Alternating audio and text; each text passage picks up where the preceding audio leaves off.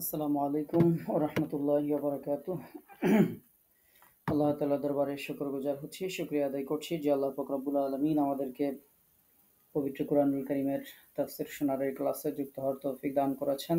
এজন্য সেই মহান রবের প্রতি শুকরিয়া দান করছি। আলহামদুলিল্লাহ। দরুদ ও সালাম জানাচ্ছি আমাদের প্রিয় নবী সাইয়্যিদুল মুরসালিন রাহমাতুল লিল আলামিন সিরাজুম মুনীরা প্রিয় নবী মুহাম্মদুর রাসূলুল্লাহ। আমরা পড়ছি সাল্লাল্লাহু আলাইহি ওয়াসাল্লাম এর প্রতি। আল্লাহ তাআলার কাছে আমরা যথারীতি প্রার্থনা করছি আমাদের এই তাফসীর শোনা যেন আমাদের দুনিয়ার জীবনে আহ, আমাদের আহ, বরকত এবং পরকালীন জীবনে আল্লাহ পাক রব্বুল আলামিন যেন আমাদের এই তাফসীর শোনাকে আমাদের সকলের জন্য নাজাতের ওসিলা হিসেবে কবুল করে নেন। আল্লাহ তাআলার কাছে সেই কামনায় আমরা আমাদের আজকের তাফসীরের ক্লাস শুরু করছি। আল্লাহ পাক রব্বুল আলামিনের কাছে প্রার্থনা করছি আমরা এই সূরা থেকে গতদিন ডান হাতে যাদের আমলনামা দেয়া হবে তাদের বর্ণনা আমরা শুনছিলাম। আমরা গতদিন আরো শুনেছিলাম যে তোমার রবের কাছে পৌঁছাতে তোমাকে পরিশ্রম করতে হবে। এটির তাফসীর আমরা শুনেছিলাম এবং বিশেষ করে যাদেরকে আল্লাহ পাক রব্বুল আলামিন ডান হাতে আমলনামা দিবেন, যাদের ব্যাপারে আল্লাহ তাআলা বলেছেন ফাসাউফা ইউহাসাবু হিসাবান ইয়াসীরা, দ্রুত তাদের হিসাবগুলো সহজ হিসাব হবে। কাদের হিসাব সহজ হবে? সহজ হিসাব বলতে কি বোঝায় সে সম্পর্কে আমরা গত ক্লাসে আলোচনা করেছিলাম। আলহামদুলিল্লাহ। তো আল্লাহর কাছে আমরা এর জন্য প্রার্থনা করব আল্লাহ পাক রব্বুল আলামিন যাদের হিসাবকে সহজ করবেন, একান্ত মেহেরবানি করে আল্লাহ পাক রব্বুল আলামিন যেন আপনাকে, আমাকে, আমাদের সকলকে সেই সহজ হিসাব যাদের করা হবে তাদের মধ্যে আল্লাহ পাক রব্বুল আলামিন যেন আমাদেরকে কবুল করে নেন। এজন্য আল্লাহর কাছে আমরা বলছি আল্লাহুম্মা হাসিবনি হিসাবান ইয়াসীরা। আমরা এরপরে দ্বিতীয় যে বিষয় আমরা গতদিন ক্লাসে আলোচনা করেছিলাম যে ময়দানে মাহশরে দুইভাবে আমলনামা দেওয়া হবে, তার প্রথম ফরম্যাট আমরা আলোচনা করেছিলাম। আজকের যে অংশ আমরা আলোচনা করব এখানে দ্বিতীয় অংশ, যে আমরা গতদিন ভালো মানুষের আমলনামা দেওয়ার কথা শুনেছিলাম। আজকে ডান হাতের বিপরীতে বাম হাতে যাদের আমলনামা দেওয়া হবে তাদের অবস্থাটা কি হবে সেটি আমরা শুনবো ইনশাআল্লাহ।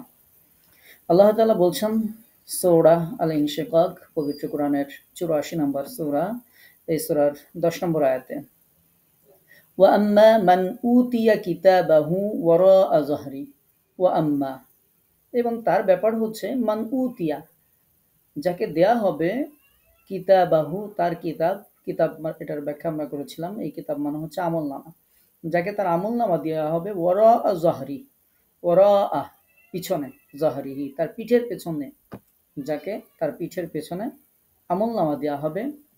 ফাসাউফা, ফা মানে অতঃপর, সাউফা মানে শীঘ্র, অতঃপর শীঘ্রই, দ্রুতই, ইয়াদউ তুবুরা, সে মৃত্যুকে ডাকতে থাকবে, সে ধ্বংস ডাকবে। হয় আমি যদি মৃত্যু হতো ধ্বংস হতো এরকম আর কি। সাউফা ইয়াদউ তুবুরা, সে ধ্বংস আহ্বান করতে থাকবে। ওয়া ইয়াসলা সাঈরা, ওয়া এবং ইয়াসলা সে প্রবেশ করবে, সাঈরা, সাঈর শব্দের অর্থ হচ্ছে জ্বলন্ত আগুন, সে প্রবেশ এবং সে প্রবেশ করবে জ্বলন্ত আগুনে। ইন্নাহু কানা, ইন্না মানে নিশ্চয়ই, হু মানে সে, ইন্নাহু নিশ্চয়ই সে, কানা মানে ছিল, ফি মানে মধ্যে, আহলিহি তার স্বজন তার পরিবারের মধ্যে, মাসরুরা আনন্দে ছিল, নিশ্চয়ই সে তার পরিবার পরিজনের মধ্যে আনন্দে ছিল। ইন্নাহু জান্না, ইন্না মানে নিশ্চয়ই, হু মানে সে, জান্না, জান্না মানে ধারণা করতো, মনে করতো এরকম আর কি। আল্লা ইয়াহুট, যার কখনো ফিরতে হবে না, ফিরে আর যেতে হবে না, এটা সে ধারণা করতো। বালা হ্যাঁ, ইন্না রব্বাহু, ইন্না মানে নিশ্চয়ই, রব্বাহু তার রব, কানা বিহি, কানা ছিলেন, বিহি বাসীরা তার ব্যাপারে তিনি মানে দৃষ্টি রাখছিলেন, দৃষ্টিবান ছিলেন। আল্লাহ পাক রব্বুল আলামিন এই যে 15 নম্বর আয়াত যে পর্যন্ত আমরা শুনলাম, এ পর্যন্ত একটা বিষয় আলোচনা হয়েছে, তারপরে আরেকটি বিষয়ের আলোচনা হবে। তো আমরা আপাতত এই পর্যন্ত 15 নম্বর আয়াত পর্যন্ত আমরা একটু জানি যে আল্লাহ পাক রব্বুল আলামিন এই আয়াতগুলোতে 10 থেকে 15 এই আয়াতে আল্লাহ তাআলা কাদের কথা বলেছেন। আমরা 10 নম্বর আয়াতে আমলনামা যাকে পিঠের পিছন দিক দিয়ে দেয়া হবে, এটি আমরা করছি যে পিঠের পিছন দিক দিয়ে আমলনামা দেয়া হবে। পিঠের দিক থেকে পিছন দিয়ে দেওয়া হবে মানে হচ্ছে আমলনামা বাম হাতে দেওয়া হবে, ডান হাতে সামনের দিক দিয়ে আমলনামা দেওয়া হবে। কিন্তু যাকে বাম হাতে দেওয়া হবে তাকে আর সামনে দিয়ে সম্মানের সাথে আমলনামাটা দেওয়া হবে না, তাকে পিছন দিয়ে তার বাম হাতে আমলনামা দেওয়া হবে। তো যখন কেউ বাম হাতে আমলনামা পাবে তখন সে বুঝতে পারবে যে আমার খবর খারাপ, আমার কি হবে সেটা সে ঠিকঠাক মতো বুঝতে পারবে যে আমার অবস্থা কোন ভয়াবহ অবস্থা এখন আমার হবে। সে তখন পরিপূর্ণভাবে সে বুঝতে পারবে যে আজকে আমার একেবারেই খারাপ অবস্থা হয়ে যাবে। তো তখন সে কি করবে, সে মরে মাটি হয়ে যাওয়ার আকাঙ্ক্ষা করবে যাতে আযাব থেকে বাঁচা যায়। মানুষেরা স্বাভাবিকভাবে দুনিয়ার একটু যন্ত্রণা সহ্য করতে না পারলে মানুষেরা যাদের আল্লাহতে বিশ্বাস নেই তারা সুইসাইড করে। কেন? যেন যন্ত্রণা থেকে বাঁচা যায়। যে কোনো যন্ত্রণায় হয়তো সে ভুগছে, তো যেন যন্ত্রণা থেকে বাঁচা যায়, এই সামান্য একটু যন্ত্রণা থেকে বাঁচার জন্য মানুষেরা সুইসাইড করে, জীবনকে শেষ করে দিতে চায়। আর সেই দিনের সেই অবস্থা, ভয়ানক অবস্থা তো দেখতেই পারবে। তো ভয়ানক অবস্থা যখন দেখতে পাবে, যখন তাকে পিছন দিক থেকে পিছনে বাঁকা করানো বাম হাতে তার আমলনামা যখন দেওয়া হবে, সে তখন মরে মাটি হয়ে যেতে চাইবে, যেটা বলা হয়েছে সূরা নাবাতে শেষের আয়াতে আপনারা পড়েন, ইয়া লাইতানি কুনতু তুরাবা। সে বলবে হায় আফসোস, আজকের দিনে যদি আমি মাটি হয়ে যেতে পারতাম। আর এই আয়াতে আল্লাহ পাক রব্বুল আলামিন বলছেন ওয়ায়াদউ সুবুরা, সে মৃত্যুকে ডাকতে থাকবে, ধ্বংসকে ডাকতে থাকবে, আমার কেন ধ্বংস হয় না, আমি কেন মরি না, আমি কেন মাটি হই না, এরকম ভাবে সে ধ্বংস হয়ে যাওয়ার ইচ্ছা করবে। তো আল্লাহ পাক রব্বুল আলামিন তাদের কথা বলছেন যে আজকে এই সব কাহিনী করে কোনো লাভ নেই, সেটা সেখানে সম্ভব হবে না, সেখানে এরকম কোনো সুযোগ দেওয়া হবে না, দ্বিতীয়বার মরার কোনো সুযোগ আর ওইখানে দেওয়া হবে না। সেখানে যাদেরকে আযাবের মধ্যে যারা নিপতিত হবে, লা ইয়ামুতু ফিহা ওয়ালা ইয়াহইয়া, সেখানে আল্লাহ তাআলা বলছেন তারা মরবেও না বাঁচবেও না। মরলে তো মুক্তিই হতো, মরবে না, আবার বাঁচার মতো বাঁচবেও না। জীবন মৃত্যুর মাঝের এই দোলাচলে কষ্টকর অবস্থায় তারা থাকবে। ফাসাউফা ইয়াদউ সুবুরা, এবং এই অবস্থায় বারবার সে শুধু মৃত্যুকে কামনা করতে থাকবে, সে শুধু বলতে থাকবে হায় যদি আমি মাটি হয়ে যেতে পারতাম, যদি আমি ধ্বংস হয়ে যেতে পারতাম। এরকম ভাবে সে বারবার এই কথাগুলো সে বলতে থাকবে। তো আল্লাহ পাক রব্বুল আলামিন তার সেই যে চিত্র, সেই কথাটি আল্লাহ পাক রব্বুল আলামিন এখানে সুন্দরভাবে আল্লাহ তাআলা জাল্লা শাআনহু উল্লেখ করেছেন। এবং তার ব্যাপারে বলা হয়েছে ওয়ায়াসলা সাঈরা, মৃত্যুকে ডাকতে থাকবে, আর এই অবস্থায় ওয়ায়াসলা সাঈরা, সে জাহান্নামের মধ্যে প্রবেশ করবে। আল্লাহ পাক রব্বুল আলামিন বিভিন্ন সূরাতে বলেছেন সেই কথাগুলো, যে তাকে বলা হবে খুজুহু, তাকে ধরো, ফাগুল্লুহু, শিকল পরাও, নিক্ষেপ করো।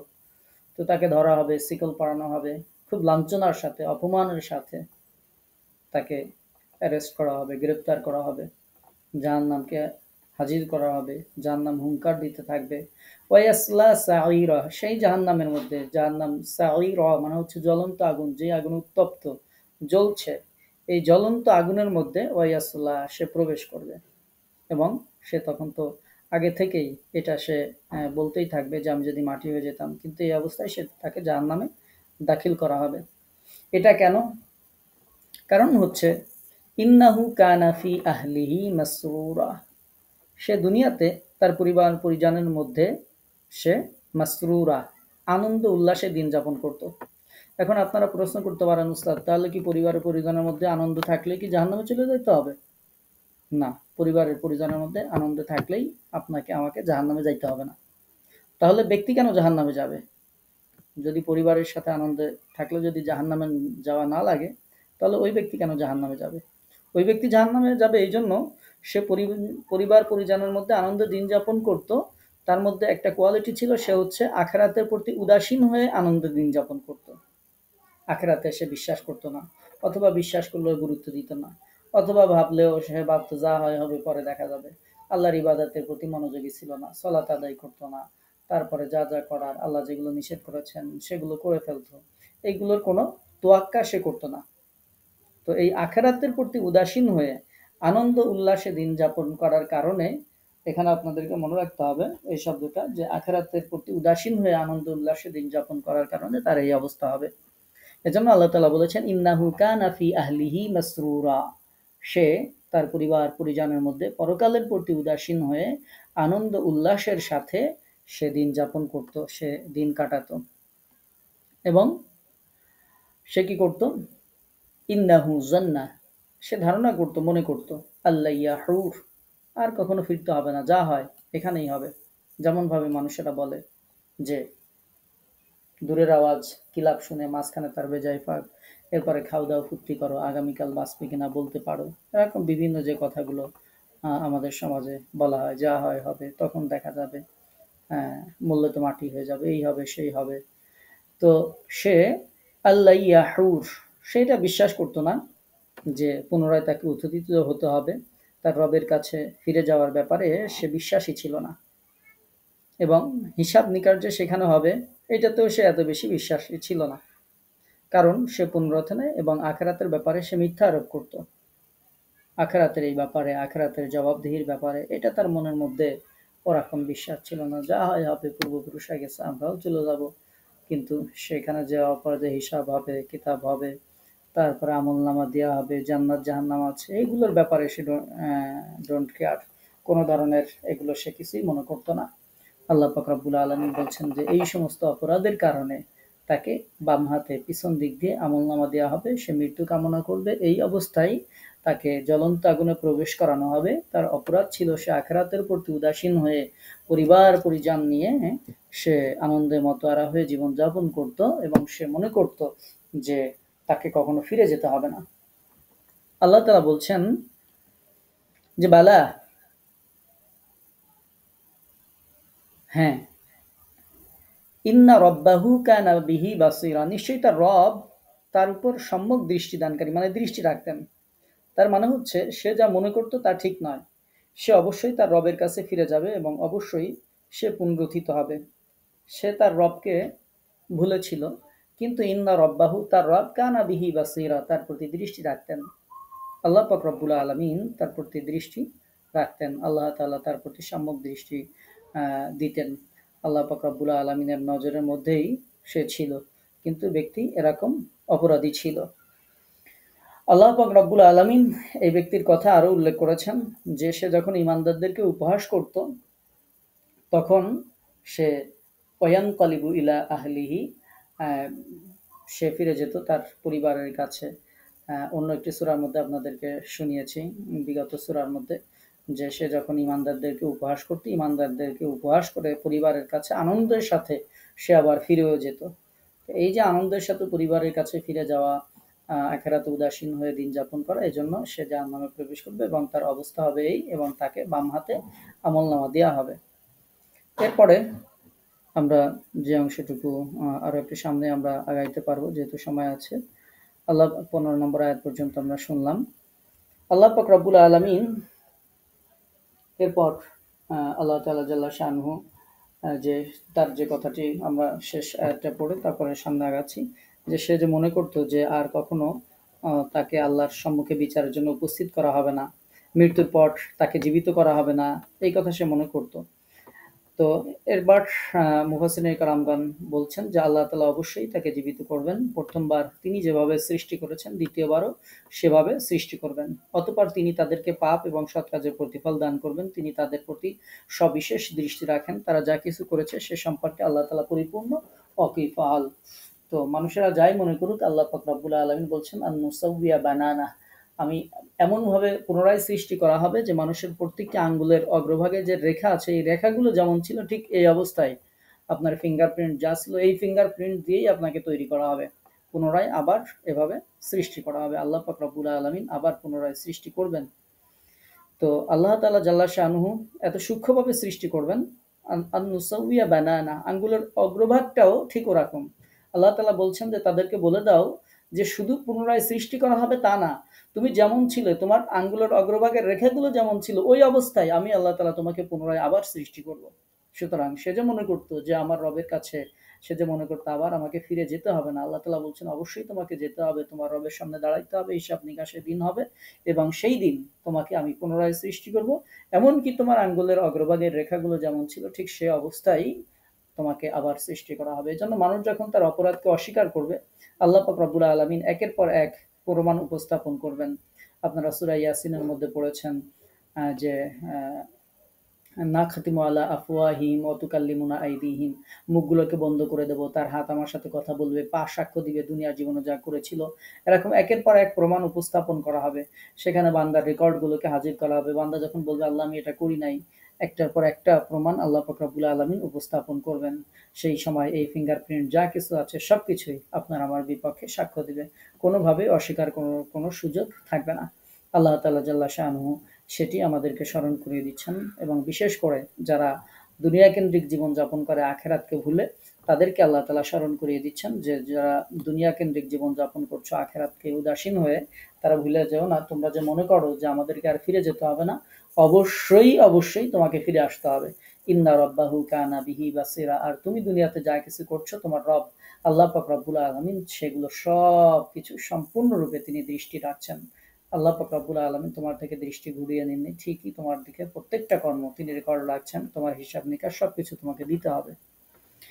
আল্লাহ তাআলা জাল্লা শানুহু এরপরে কয়েকটি আয়াতে শপথ করেছেন। শপথগুলো হচ্ছে ফালা উকসিমু বিশ-শাফাক, আমি আল্লাহ তাআলা বলছেন আমি কসম করছি পশ্চিম আকাশের লালিমার, শাফাক যেটি আমি একটু পরে ব্যাখ্যা বলছি। তো এই শাফাকের কসম করছি, পশ্চিম আকাশের যে লালিমা আছে এই লালিমার শপথ করছি। তারপর আল্লাহ বলছেন ওয়াল-লাইলি ওয়া মা ওয়াসাক, এবং শপথ করছি রাতের, ওয়া মা ওয়াসাক যা কিছুর সমাবেশ ঘটায় তার, অর্থাৎ রাতের কসম, রাত যা কিছুর সমাবেশ ঘটায়। ওয়াল কমারি ইজাত তাসাক, এবং চাঁদের শপথ করছি ইজাত তাসাক যখন চাঁদটা পরিপূর্ণ হয়ে যায়, সেই পূর্ণ চাঁদের শপথ করছি। লাতারকাবুন্না তাবাকান আন তাবাক, অবশ্যই তোমরা এক স্তর থেকে অন্য স্তরে আরোহণ করবে।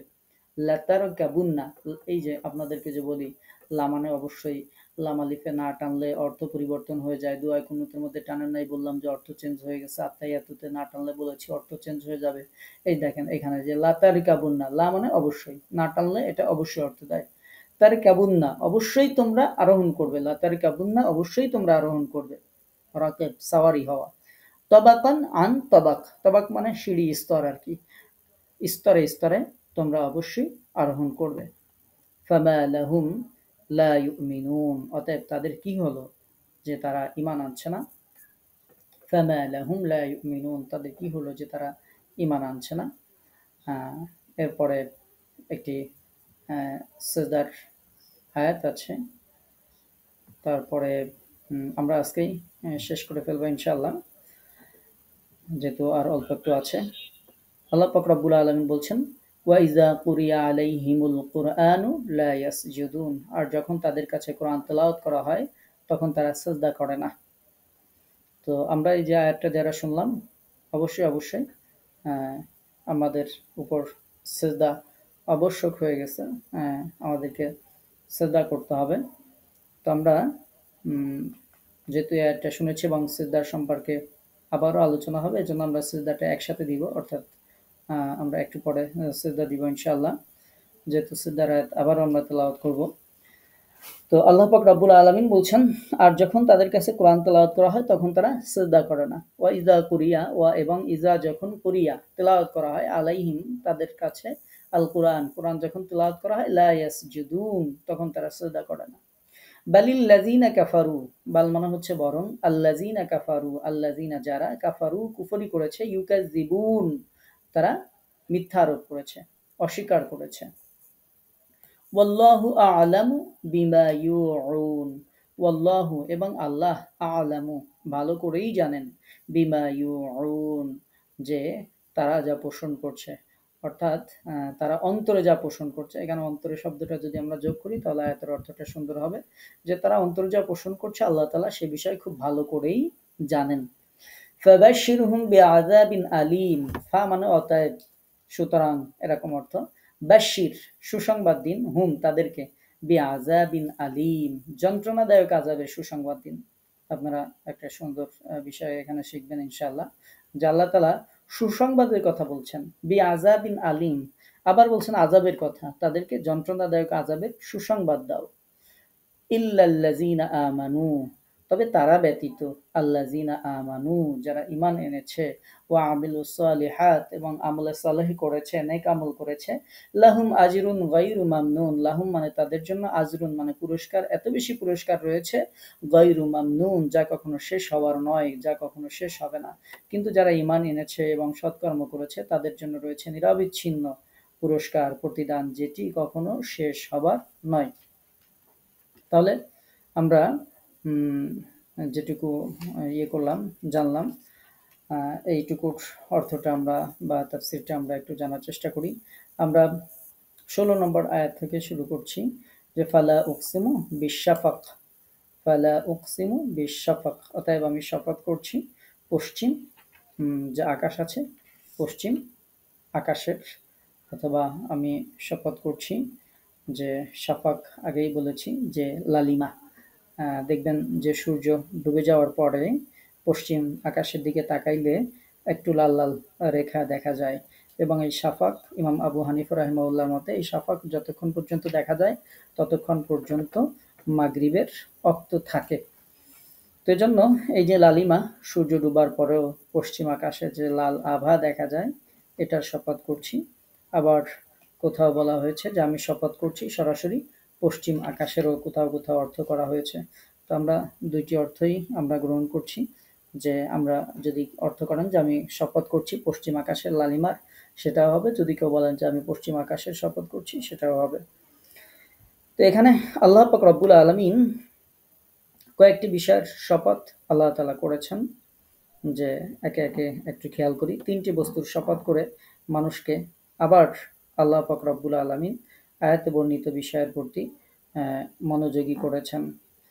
কোন আয়াতের প্রতি? আল্লাহ তাআলা যে 3টা বিষয়ের শপথ করেছেন, একটা হচ্ছে পশ্চিম আকাশের লালিমার, আর একটা হচ্ছে রাতের এবং রাতে যা কিছু সমাবেশ ঘটায় তার, আর একটা হচ্ছে চাঁদের শপথ করেছেন। এরপরে আল্লাহ পাক রব্বুল আলামিন বলছেন তোমরা এক স্তর থেকে অন্য স্তরে যাবে। এর মধ্যে অনেক মুফাসসিরিনে কালামগণ বলেছেন এই শপথগুলো করে আল্লাহ পাক রব্বুল আলামিন, আমরা 6 নম্বর যে আয়াতটা পড়েছিলাম, যে ইন্নাকা কাদিহুন ইলা রাব্বিকা কাদহান ফামুলাকিহ, তোমার রবের কাছেই তোমাকে পৌঁছে যেতে হবে, মানে তোমার রবের কাছেই যাওয়ার জন্য তোমাকে পরিশ্রম করতে হবে। সেই যে আয়াতটি, আল্লাহ অনেক মুফাসসিরিনে কেরামগণ বলছেন আল্লাহ তাআলা এই শপথ করে মূলত এই আয়াতের প্রতি আবারও আল্লাহ তাআলা মানুষের দৃষ্টি আকর্ষণ করেছেন, যে তুমি যাই কিছু করো না কেন, দুনিয়াতে ভালো আমল করো অথবা খারাপ আমল করো, যাই করো না কেন, তোমার যত পরিশ্রম করো, ইন্নাকা কাদিহুন ইলা রাব্বিকা কাদহান ফামুলাকিহ, তোমার রবের কাছে তোমাকে পরিশ্রম করে পৌঁছাতেই হবে। এদিকে আল্লাহ তাআলা মনোযোগ আকর্ষণ করেছেন। এবং আল্লাহ পাক রব্বুল আলামিন এরপরে বলছেন যে লাতারকাবুন্না তাবাকান আন তাবাক, তোমরা অবশ্যই স্তরে স্তরে থাকবে। শপথের পরেই আল্লাহ তাআলা বলছেন শপথের জবাবে, যে মানুষ এক অবস্থার উপর স্থিতিশীল থাকে না, তার অবস্থা প্রতিনিয়তই পরিবর্তিত হতে থাকে, একটার পর একটা স্তর। আপনারা ভাববেন যে উস্তাদ স্তর একটার পর একটা কেমন স্তর আসে? আমি আপনাদেরকে যদি সংক্ষেপে বুঝাই, তাহলে খুব সংক্ষেপে দেখেন, আপনি একসময় শিশু ছিলেন, বাচ্চা ছিলেন, আমরা যদি আরো আগে যাই, মায়ের পেটে আমরা ছিলাম, সেগুলো তো মনে থাকার কথা না, সেগুলো বাদ দিলাম।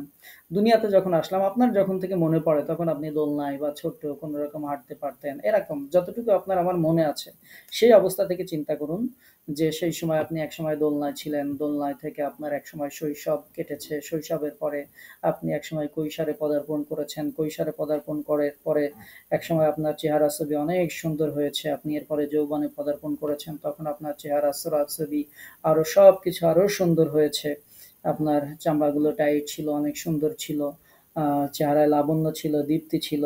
কিন্তু এরপরেই আপনি আবার স্টেজ আরেকটা ডাউন হয়ে গেল, আপনার আবার এরপরে বার্ধক্যের দিনে উপনীত হলেন, চোখের পাওয়ার একটু কমতে থাকলো, চামড়াগুলো আস্তে আস্তে একটু একটু করে ভাঁজ পড়তে থাকলো, কণ্ঠটা আর আগের মতো ঠিক মতো দেখা যায় কাজ করে না, দাঁতগুলো একটা একটা করে পড়তে থাকলো, চুলগুলো একে একে দেখা যাচ্ছে যেই সুন্দর চুল ছিল কালো, সেটা আস্তে আস্তে সাদা হওয়া শুরু করলো।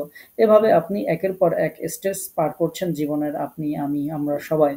তো এই যে আমরা ছোট্টবেলা থেকে যৌবন, আবার যৌবন থেকে বার্ধক্য পর্যন্ত আমরা এই তবাকানান তবাক, একটার পর একটা স্তরের উপর স্তরে আমরা আছি। এটা কোনো তাফসীরকারক এভাবে এটার ব্যাখ্যা করেছেন। এবং আমরা সেখান থেকে শুধু এই বার্ধক্যই শেষ হয়ে যাবে না, এরপরে আমাদের আবার আরেকটা স্টেজে যাইতে হবে যেখানে থাকবে মৃত্যু।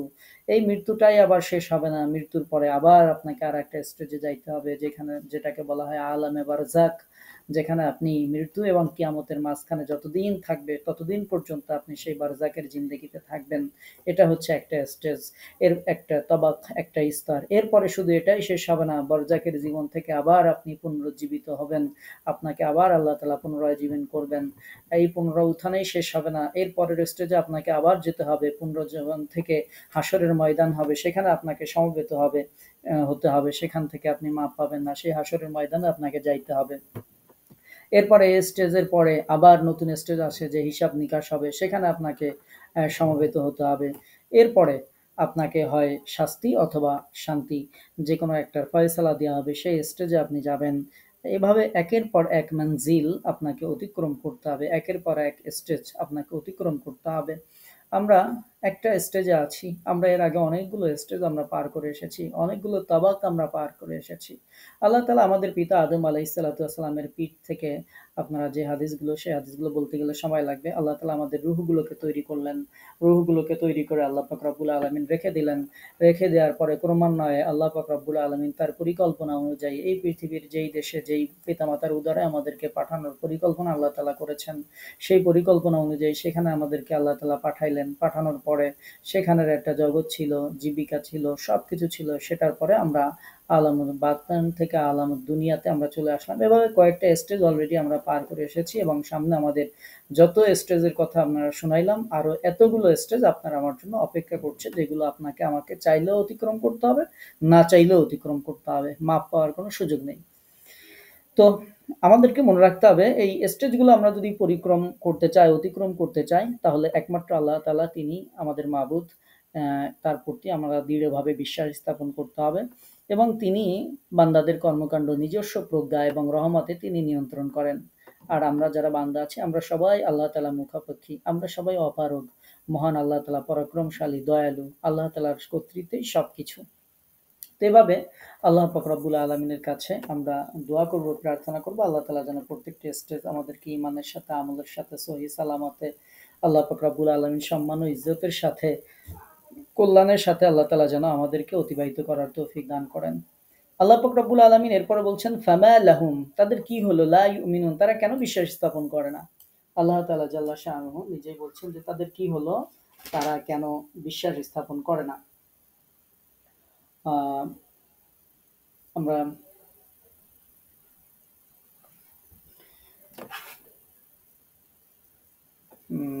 এই আয়াতে, অর্থাৎ এরপরেও কিছু মানুষ থাকবে যারা বিশ্বাস স্থাপন করে না, এত নিদর্শন দেখার পরেও তাদের কথায় আল্লাহ তাআলা বলছেন যে তাদের কি হলো, তারা কেন বিশ্বাস স্থাপন করে না। এরপরে আল্লাহ পাক রব্বুল আলামিন বলছেন, ওয়াইজা কুরিয়াল কোরআন, যখন কোরআন তেলাওয়াত করা হয় তখন তারা সিজদা করে না, লা ইয়াসজুদুন। আচ্ছা, আমাদের কোন একটা জায়গায় মনে হয় একটু বাদ গেছে। আচ্ছা, ওয়াল কমারি ইজা তাসাক, এই আয়াতগুলো আপনাদেরকে ভালোভাবে বোঝানো হয়নি। তো আমরা আল্লাহ তাআলা যে শপথগুলো করেছেন, একটা হচ্ছে লালিমা। আবার একটু শপথগুলোর কথা স্মরণ করায় দিই। একটা হচ্ছে আল্লাহ তাআলা লালিমার শপথ করেছেন, যে লালিমাটা হচ্ছে স্বাভাবিকভাবে ম্যাক্সিমাম তাফসীরকারক তারা বলেছেন যে পশ্চিম আকাশের প্রান্তে লালিমার যে প্রকাশ লক্ষ্য করা যায় এই আয়াতে, সেটাকেই শাফাক বলা হয়েছে। এটার ব্যাপারে অনেক অনেক তাফসীরকারকগণ এই মত দিয়েছেন। নামগুলো বলতে গেলে অনেক সময় লাগবে। তার মধ্যে আলী রাদিয়াল্লাহু তাআলা আনহু আছেন, আবু হুরায়রা রাদিয়াল্লাহু তাআলা আনহু আছেন। অনেক তাফসীরকারক তারা এই লালিমার কথা বলেছেন। তারপরে আবু হুরায়রা রাদিয়াল্লাহু তাআলা আনহুর আরো একটি মতামত আছে যে শাফাক হলো শুভ্রতা।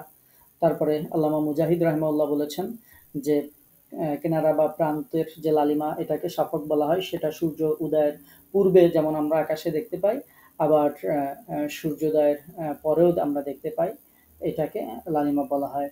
এরপরে খালিল ইবনে আহমদ রাহিমাহুল্লাহ তিনি এই আয়াতের তাফসিরে বলেছেন, ঈশার সময় পর্যন্ত আমরা আকাশে যে লালিমাটা দেখতে পাই, এই শাফাক মানে হচ্ছে সেই লালিমা। ইমাম জাওহারি রাহমাহুল্লাহ বলছেন যে সূর্য অস্তমিত হওয়ার পর যে লালিমার আলোক অবশিষ্ট থাকে সেটাই হচ্ছে শাফাক। এটা সন্ধ্যার পর থেকে ঈশার সালাত পর্যন্ত অবশিষ্ট থাকে। তারপরে ইকরামা রাহমাহুল্লাহ বলছেন যে শাফাক হলো মাগরিব এবং ঈশার মধ্যবর্তী যে সময় সেই সময়কে শাফাক বলা হয়। তারপরে সহিহ মুসলিমের একটি হাদিস উল্লেখ করছি। আব্দুল্লাহ ইবনে আমর রাদিয়াল্লাহু তাআলা আনহু থেকে বর্ণিত, রাসূলুল্লাহ সাল্লাল্লাহু আলাইহি ওয়াসাল্লাম বলেছেন, মাগরিবের সময় শাফাক অদৃশ্য না হওয়া পর্যন্ত বলবৎ থাকে। অর্থাৎ যতক্ষণ পশ্চিম আকাশকে লাল দেখা যায় ততক্ষণ পর্যন্ত মাগরিবের সালাত আদায় করা যেতে পারে, সেই সময় পর্যন্ত অক্ত থাকে। এরপরে আচ্ছা, শাফাকের কথা আমরা শুনলাম। এরপরে আসছে হচ্ছে ওয়াল্লাইলি ওয়ামা ওয়াসাক, আর একটা শব্দ শাফাকের পরে, সেটা হচ্ছে ওয়াসাক, আর একটা হচ্ছে ইত্তাসাক। অমা ওয়াসাক এর অর্থ হচ্ছে যা কিছু একত্র করা হয়। এটি হলো আপনারা বলবেন যে রাতের বেলায় কি একত্র করা হয়, আমার এটা তাফসীরটা বলা হয়েছিল না, যে আল্লাহ তাআলা বলছেন এবং শপথ রাতের তা যা কিছুর সমাবেশ ঘটায়। তো রাতের বেলা কিসের সমাবেশ ঘটে? আমরা কি কিছুই দেখতে পাই না? অবশ্যই আমরা দেখতে পাই। তো সেটা হচ্ছে কাতাদা রহিমাহুল্লাহ বলছেন যে এটি হলো তারকা রাশি। রাতের বেলায় আকাশের দিকে তাকাইলে আমরা দেখতে পাই যে তারকাগুলো একত্রিত হয়েছে। তারপর তিনি আরেকটা মতামত দিয়েছেন এবং পালিত যে পশু আছে সেগুলোর একত্রিত হওয়া। তারপরে ইকরামা রহিমাহুল্লাহ বলছেন রাতের অন্ধকার নেমে আসার ফলে তাড়িত হয়ে সবকিছু তার নিজের স্থলে যে ফিরে আসে, এটাই হচ্ছে ওয়ামা ওয়াসাক, যে সবাই তার নিজের জায়গায় আপন নিরে ফিরে আসে, এটা হচ্ছে ওয়ামা ওয়াসাক। এরপরে আরেকটা শপথ করা হয়েছে ওয়াল কামারি ইজাত তাসাক, এবং যখন চাঁদ যখন বৃদ্ধি পেতে পেতে একেবারে পূর্ণতা লাভ করে, অর্থাৎ চাঁদ যখন তার কক্ষপথে পূর্ণ ভ্রমণ শেষ করে, সেই পূর্ণ ভ্রমণরত যে চাঁদ, সেটা কথা বলা হয়েছে। স্বাভাবিকভাবে 14 তারিখের রাত্রি হয় যখন চন্দ্র যখন পূর্ণ হয়ে যায়। এখানে চন্দ্রের বিভিন্ন অবস্থার দিকে আল্লাহ তাআলা ইঙ্গিত করেছেন। চন্দ্র প্রথমে খুবই সরু ধনুকের মতো দেখা যায়, এরপর প্রত্যহ এর আলো বৃদ্ধি পেতে থাকে এবং একসময় সে পূর্ণিমার চাঁদে পরিণত হয়ে যায়। অবিরাম এবং উপর্যুপরি পরিবর্তনের সাক্ষ্যদাতা উপরুক্ত বস্তুগুলোর শপথ করে আল্লাহ তাআলা বলছেন, অবশ্যই তোমাকে ধাপে ধাপে আরোহণ করতে হবে, স্তরে স্তরে তোমাকে আরোহণ করতে হবে। সৃষ্টির আদি থেকে অন্ত পর্যন্ত মানুষ এক অবস্থার উপর কখনো স্থির থাকতে পারে না, বরং তার উপর পর্যায়ক্রমে পরিবর্তন আসতে থাকে, যেটা আমি আগেই আপনাদেরকে বলেছি। এরপরে আল্লাহ পাক রব্বুল আলামিন সেটি এই আয়াতের মধ্যে বলেছেন। তাছাড়া মানুষ নিজেও আল্লাহ দেয়া সহজ সরল দিন থেকে বিমুখ হয়ে অন্যান্য বাতিল দিনের অনুসরণে মানুষেরা পরিবর্তিত হয়, সেটির কথা আল্লাহ তাআলা বলেছেন। রাসূলুল্লাহ সাল্লাল্লাহু আলাইহি ওয়াসাল্লাম বলেছেন, তোমরা তোমাদের পূর্বের লোকদের হাতে হাতে বিগতে বিগতে অনুসরণ করতে থাকবে, এমনকি তারা যদি ষান্ডার গর্তে ঢুকে থাকে তোমরাও তার অনুসরণ করে তাতে ঢুকবে। সাহাবা রাদিয়াল্লাহু আনহুম আজমাইন বললেন, ইয়া রাসূলুল্লাহ, ইহুদি নাসারা? তিনি বললেন, তারা নয়তো কারা? অর্থাৎ আমরা যে ইহুদি নাসারার অনুসরণ করব, সেটিও এইখানে আল্লাহ পাক রব্বুল আলামিন উল্লেখ করে দিয়েছেন যে ফামা লাহুম লা ইউমিনুন, যে তাদের কি হলো, তারা বিশ্বাস স্থাপন করছে না। এই সমস্ত আয়াতগুলোর ব্যাখ্যায় এই হাদিসগুলো উল্লেখ করা হয়েছে। এরপরে আমরা বলছি ওয়াইজা কুরিয়াল কুরআন, যখন কোরআন তেলাওয়াত করা হয় তখন তারা সিজদা করে না। যখন মানুষের সামনে সুস্পষ্ট হেদায়েত এবং পরিপূর্ণ কোরআন পাঠ করা হয় তখন তারা আল্লাহর দিকে নত হয় না। এই সিজদা মানে হচ্ছে আল্লাহর দিকে নত হওয়া, তখন তারা আল্লাহর দিকে নত হয় না। তো সিজদার আবিধানিক অর্থ হচ্ছে আনুগত্য করা, নত হওয়া। এখানে পারিভাষিক সিজদার পাশাপাশি আল্লাহর সামনে আনুগত্য সহকারে নত হওয়া উদ্দেশ্য। আবু হুরায়রা রাদিয়াল্লাহু তাআলা আনহু এই সূরা পড়ে সাজদা করলেন। অতঃপর লোকদের দিকে ফিরে তিনি জানালেন যে রাসূলুল্লাহ সাল্লাল্লাহু আলাইহি ওয়াসাল্লাম স্বয়ং এই সূরা পড়ার পরে সাজদা করেছেন। অন্য একটি বর্ণনায় এসেছে যে তিনি এশার সালাতে এই সূরা পাঠের পরে সিজদা করলেন। এ ব্যাপারে জিজ্ঞাসিত হওয়ার পর বললেন, আমি আবুল কাসেম। আপনারা জানেন প্রিয় নবী সাল্লাল্লাহু আলাইহি ওয়াসাল্লামের একটা উপাধি ছিল, সেই উপাধিটি হচ্ছে আবুল কাসেম, মানে কাসেমের পিতা। আল্লাহ রসুলের একজন সন্তান ছিলেন যার নাম ছিল কাসেম। তো এই জন্য আল্লাহ রসুলকে আবাল কাসেম বলা হতো, বাংলা যেটাকে আমরা আবুল কাসেম বলি।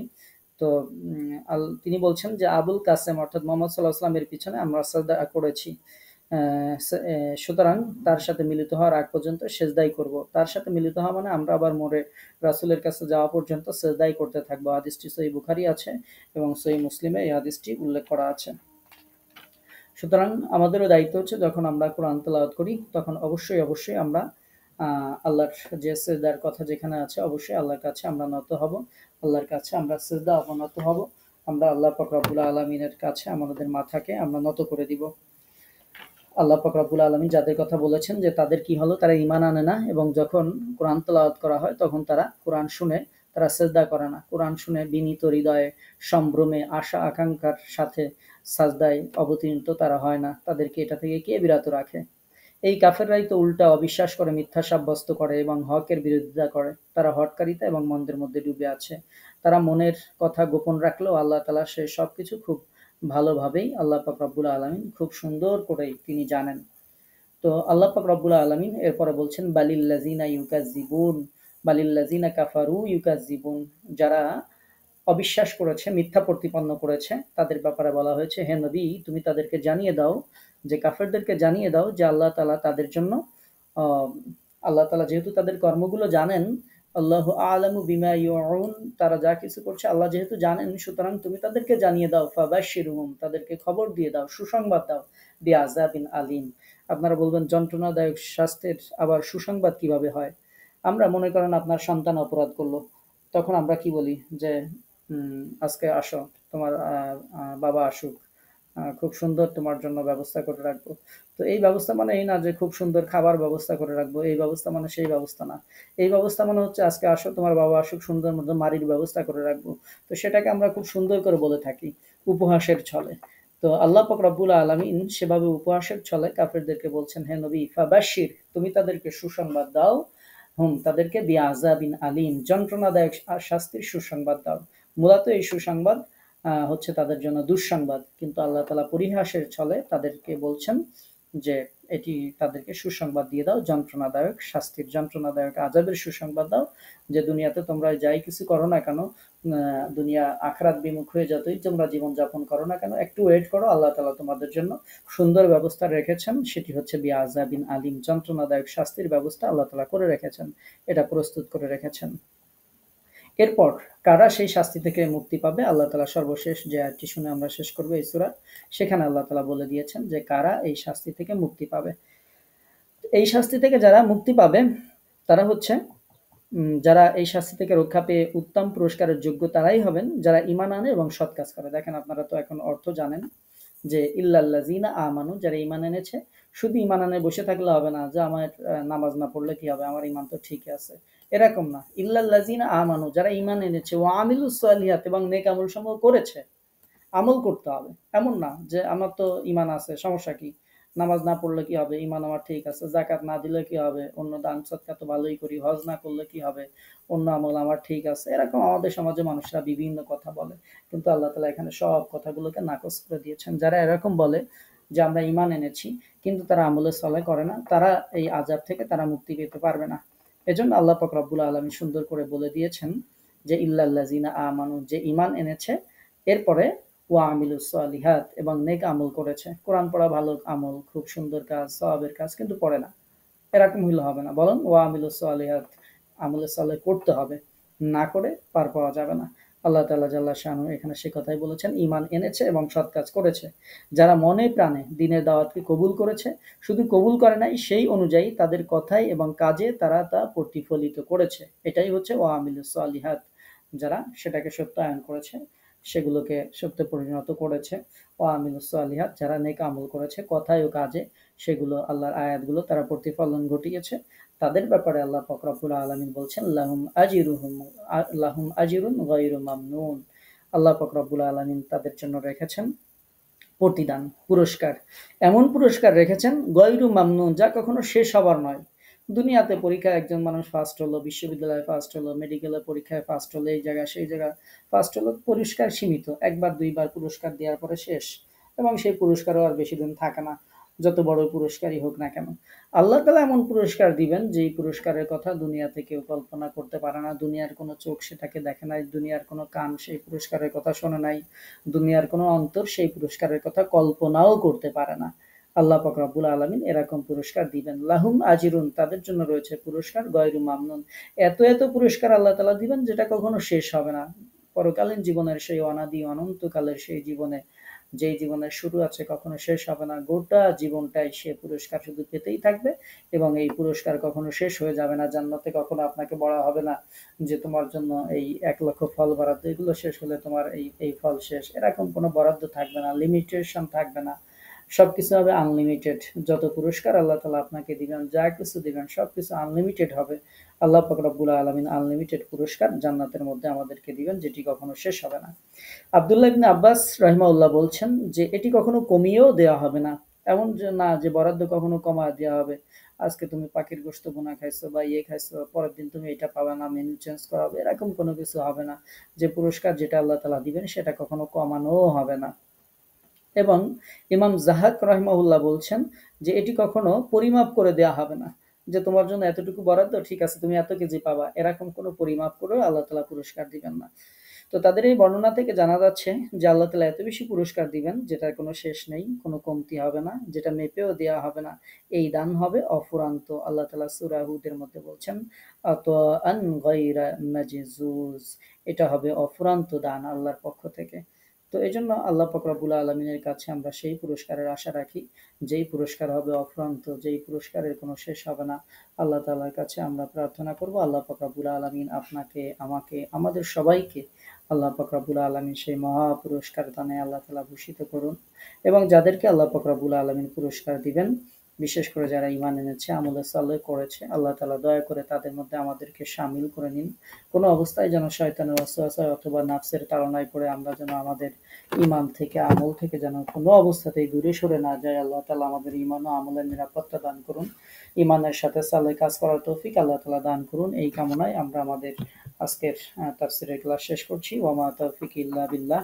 যাদের যদি কোনো প্রশ্ন থাকে আপনাদের, তাহলে প্রশ্ন করতে পারেন। কারো কোনো প্রশ্ন আছে কি?